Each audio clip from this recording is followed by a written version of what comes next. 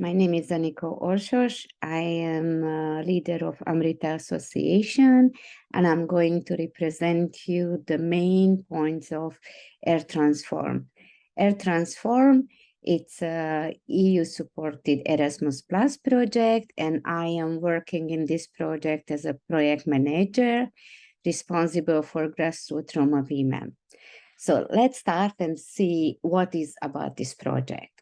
Let's start with the methodology we have using on this last 2 years project. The preparation and organizing the women meeting has been a joint effort with the Amrita team all along. During the COVID period, we organized regular online discussion to support each other in time of difficulty, so we continue with the same methods to organize our gatherings. The girls who participated in the meeting help us to reach out those who has few opportunities to express their views or to be heard and discuss their problems which are being addressed by that political actors. No exclusion criteria were used to select the girl, and anyone who wanted to learn about the topics, regardless of age or education, could take part on our meetings. We always made sure to involve women and girls who could be role models on different topics, especially in education. The role model's role was really important to give a kind of inspiration to the Roma women. The location and date were chosen together based on their preferences. The choice of topics was always up to the girls.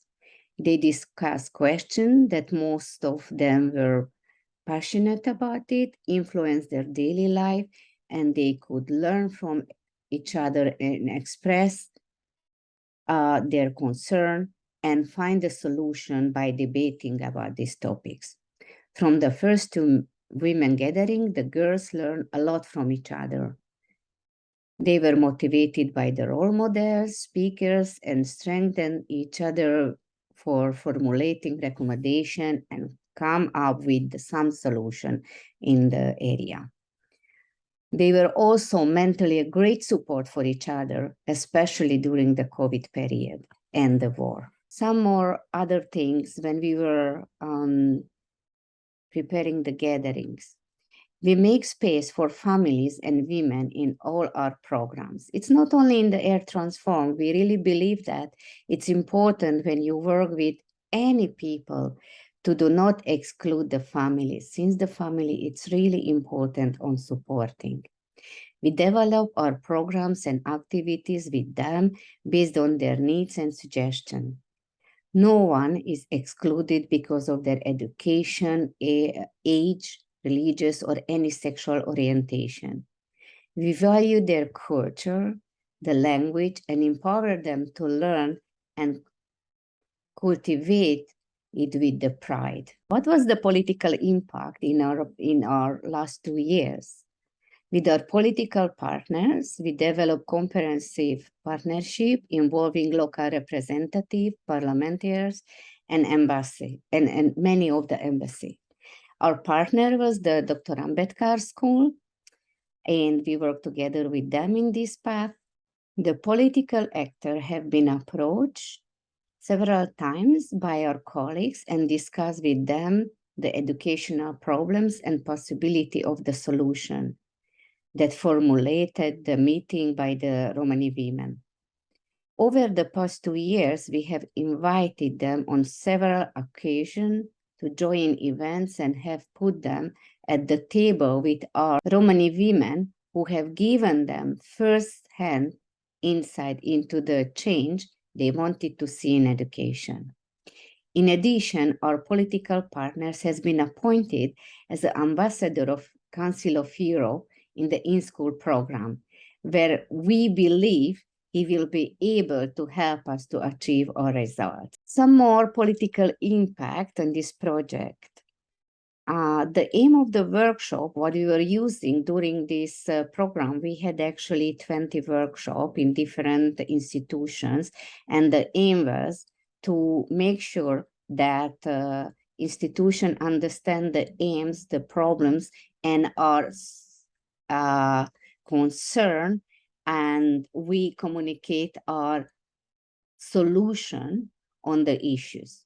The institution recognized the shortcoming of the system, which have been triggered by the state measure, and dialogues was initiated. They also express a sense of cooperation and helpfulness, which is positive step. Those meetings were used as a starting point to connect the following institution. We have implemented a workshop in the Corvinus University on the Department of Sociology. Also, we had one in the Budapest Children Home, as same as in Pécsvárad. Then we had a meeting workshop with the high school in Bonyhad, in the primary school of Nadasd, also on the same primary school in different small villages where our women were kind of like connected with. This was Mecset, Nadasd, Bonyhad, and Hidasd. Then we had a workshop with the home medical services of Pécsvárad and children welfare services in Pécsvárad. We also invited in our first gathering as an expert children doctor of the place, and we asked to help us to understand what is the main criteria of and the main obstacles why the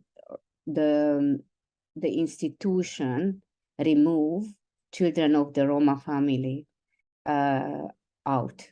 This project has been provided a great opportunity for Romani women and girls in an even difficult period where they can have a safe space to learn from each other and from their female peers, and learn the tools to reconnect with the education system. And to see that even though they are mother at home or they are working for the factory, there is always a way to reconnect with the education system.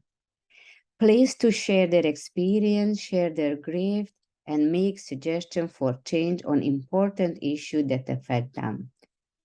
At the same time, they can recognize the fact that they can make a change. Sadly, that the politics is not always in our side, but we can always find the people who are supporting our work, who understand the cause and the needs, and can help us to move forward even in the small steps. I'm going to read some of the key messages formulated by our Romani women and girls, which was the following. Make an investment in women and girls because they are the generation and educating the future generation. Provide and make available affordable quality education.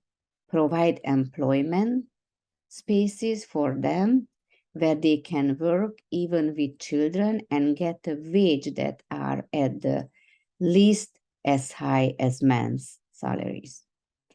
Put them in position where they can make a decision that affects them daily life. Make sure you are involving them in the planning, implementing, and follow-up. Be paid for childcare. I think this is one of the most important things if you think about Romani women or any women in the world. By reproducing the society, the human being, they are spending quite a long time by carrying our child and bringing them up. And if you think they are not receiving any single payment for that, and I think it's important to emphasize that this is something which have to be somehow recognized and paid. So we want to be paid for the childcare, keep housing, and family care as they work really more than anyone else in the labor market. What the girls think is the most important. Bringing back the compulsory education to the age of 18 should be essential for the governmental task. Free language course for interested Romani women to increase their chance of employment. Roma should be accepted not only as a minority group, but as a part of the nation. Fight against stereotype and oppression. State responsibility in some of the key areas should be taken as a fact that adequate housing, health services, education, and employment should be on the focus of their policies. Construction of the house for unprivileged families with the EU support, with electricity, running water, bathroom, a place where children can sit down, do their homework, a place where family can all sit at the same table. It's really, really basic needs. Building community center where young people can come together to help reduce the dropout, state tutors and mentors in state-paid tutors and mentors in community center to help young people with homework, organize free thinking session. It's also really important, especially after the COVID period when many Roma people had no chance to access the online learning system. And the gap is really wide. That's one of the example how we can close this gap.